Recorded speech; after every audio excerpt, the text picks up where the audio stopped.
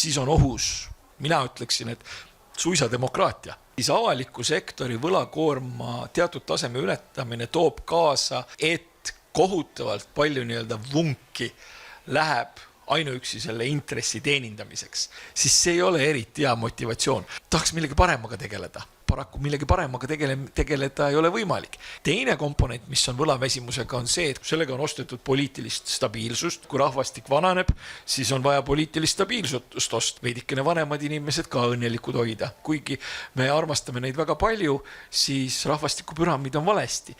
Töötavaid inimesi ühe pensionäri kohta on natukene vähevõitu. Ressurssi selleks, et seda head elu siis osta, mida on tehtud üle 40 aasta, kuskil 80. aastast alates, keegi ei lase seda võlakoormat sellise tempoga enam kasvatada. Ja siis tekibki selline tunne, et aga ei lähegi ju enam paremaks.